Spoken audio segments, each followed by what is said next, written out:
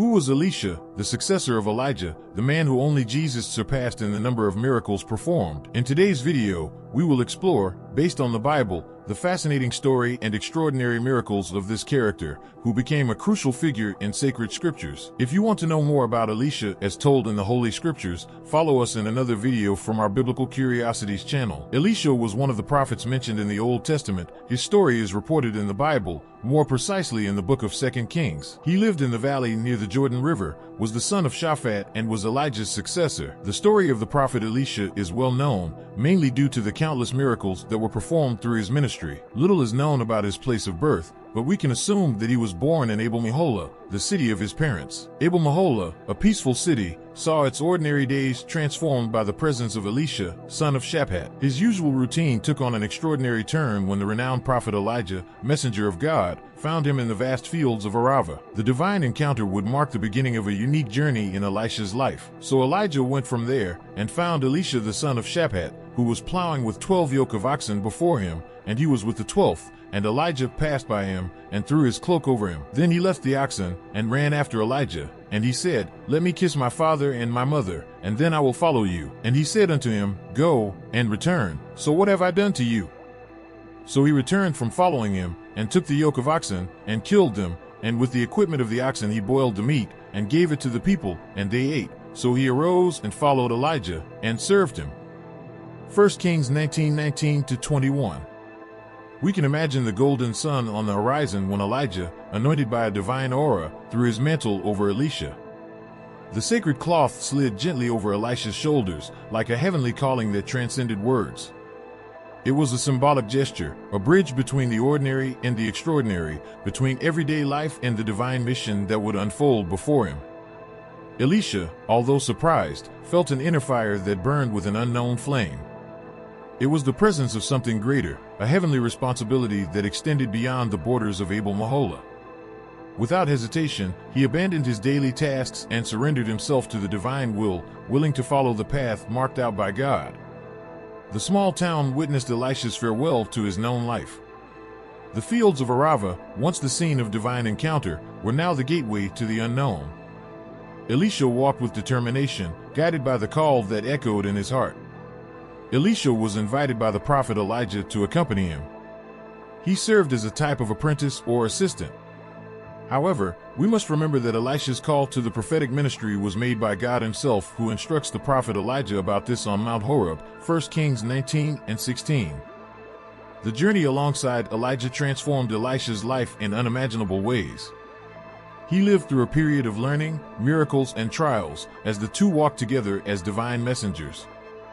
Under Elijah's tutelage, Elisha witnessed the extraordinary and plumbed the depths of God's faith and power.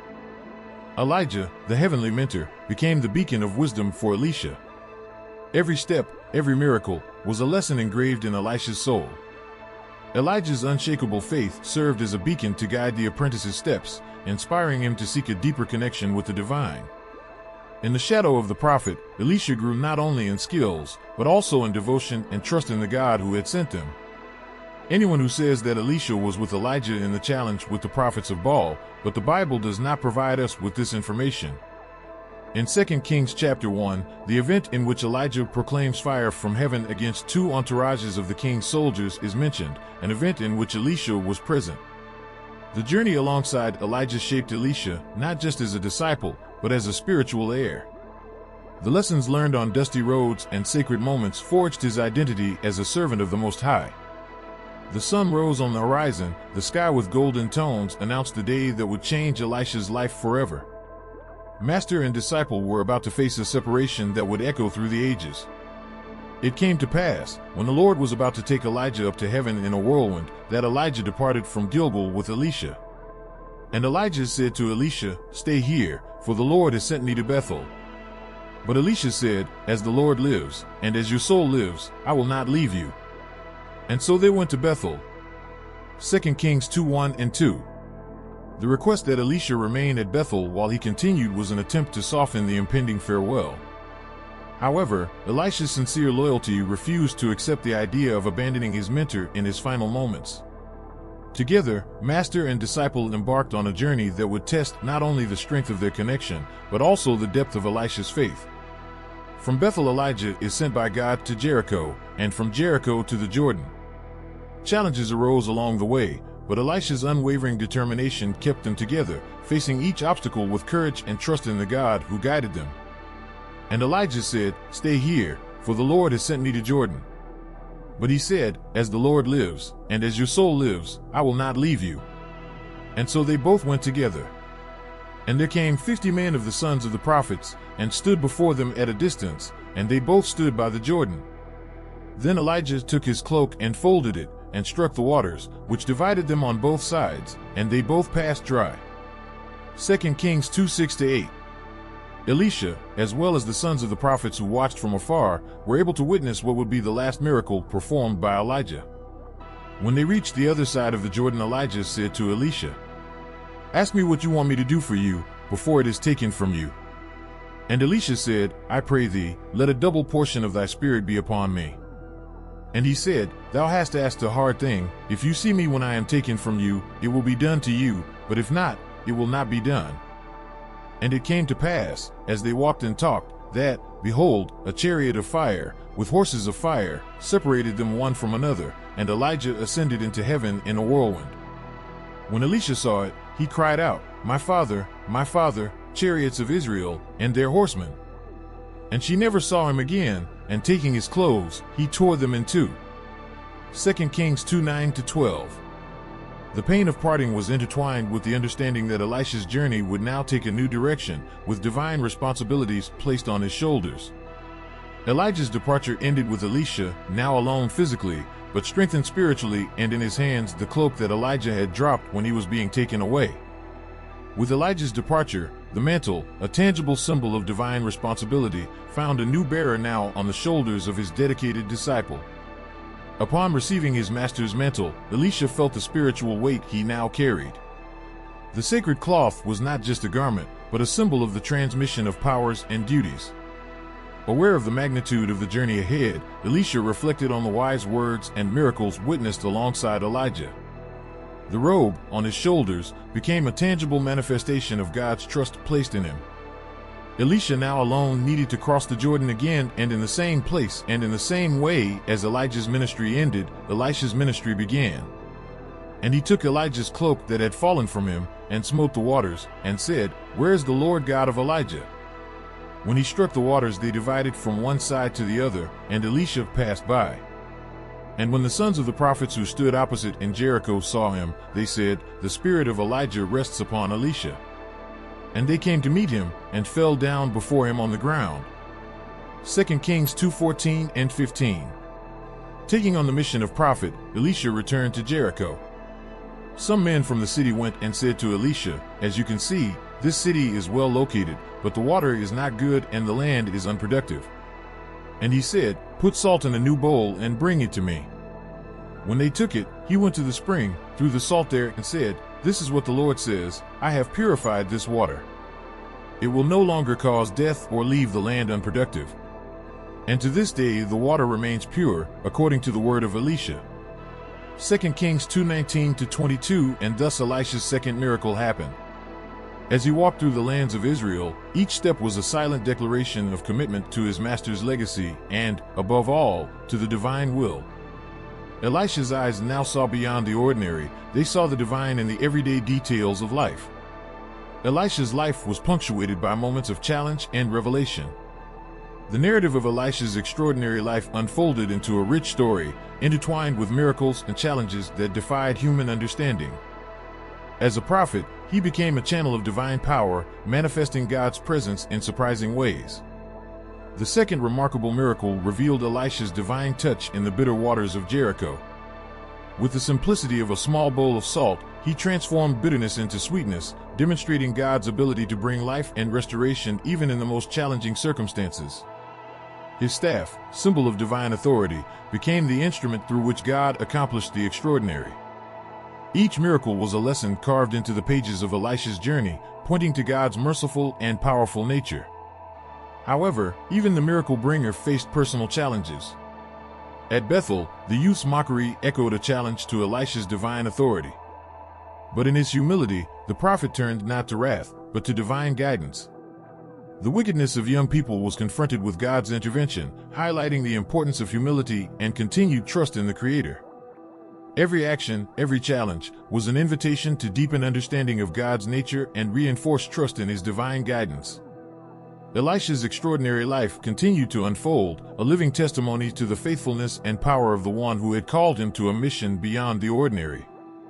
Before taking up residence in Samaria, Elisha spent some time on Mount Carmel. When the armies of Judah, Israel, and Edom, allied against Mesha, the Moabite king, were being tortured by drought in the desert, Elisha agreed to intervene. His two prophecies, about relief from the drought and victory over the Moabites, were fulfilled the next morning. 2 Kings chapter 3. The prophet Elisha became notable in Israel, and for 6 decades he held the position of prophet in Israel. He is called a patriot because of his help to soldiers and kings. Elisha's life was a spectacle of divine power, reflected in the miracles that flowed through his anointed hands. Elisha's miracles.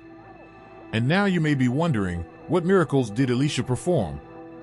Opening of the Jordan River with Elijah's cape. The purification of the spring of water in Jericho. The death of the boys who mocked Elisha. The multiplication of the widow's oil. The power of God manifested itself through Elisha, increasing a small amount of oil to enough to pay off a debt, and in addition, support the widow's family. Resurrection of the Shunammite son. To reward the rich lady of Shunem for her hospitality, the prophet Elisha obtained for her from the Lord, first, the birth of a son, and, later, the resurrection of her son, who had died. God removes the poison from the pot. When the drought hit the sons of the prophets of Gilgal, they cooked herbs that were not fit for consumption. As they began to eat the soup, they realized that something was strange and said to Elisha, "There is death in the pot." Then, the prophet added flour to the pan, and soon the poison disappeared. The multiplication of 20 loaves. God provided food for his prophets by multiplying 20 barley loaves that were enough to feed 100 men. The cure of Naaman's leprosy. The prophet Elisha told Naaman to wash 7 times in the Jordan River. He did so and was healed. The axe that had fallen into the water and floated. Once one of the disciples lost the tool he borrowed. After Elisha prayed, the axe floated. The blindness of the Aramean army. While walking towards the Syrians, Elisha was surrounded by horses and chariots of fire, and they were struck with blindness. The resurrection of a man. After Elisha died, the troops of Moabites invaded the land at the beginning of the year. And it came to pass, as they buried a man, behold, they saw a troop, and cast a man into the tomb of Elisha, and, the man falling into it, and touching the prophet's bones, revived, and stood up on his feet. 2 Kings 13 verses 20 to 21. These and other prophetic miracles of the prophet Elisha are recorded in the book of 2 Kings from 1 to 13. It can be concluded that Elisha was a notable prophet and performed admirable feats by the power of God. While Elisha was on his deathbed in his own home, 2 Kings 13 verse 14, Joash, grandson of Jehu, came to lament the approach of his death, and uttered the same words as Elisha's when Elijah was taken, indicating his worth to him, my father, the chariot of Israel and its horsemen." The fact that Joash uses this expression is an indication that he recognized the proximity of Elisha's death. There are countless stories that show how much God can use people chosen by him when they are faithful to his calling. And this is so powerful that, in the case of Elisha, even though he became very ill, the Bible does not describe which illness he had. Still, practically on his deathbed, he was used by the Lord to prophesy a new victory that God would give to Israel against the Syrians. Shortly before passing away, he receives a visit from King Joash of Israel and says, "The arrow of deliverance from the Lord is the arrow of deliverance against the Syrians, for thou shalt smite the Syrians, in effect, until he consumed them." 2 Kings 13 verse 17. He soon passed away and, even so, he left a great legacy and example of fidelity and love for his calling. The conclusion of this story resonates as a hymn of gratitude and humility. As the curtains close, the message echoes through the ages. Elisha's extraordinary life is an eternal testimony of divine faithfulness to those who follow him with devotion and courage. His story transcends the ancient pages, inspiring generations to seek the extraordinary in the ordinary, trusting in the promise that, even in the face of the greatest challenges, the divine hand guides those who choose him.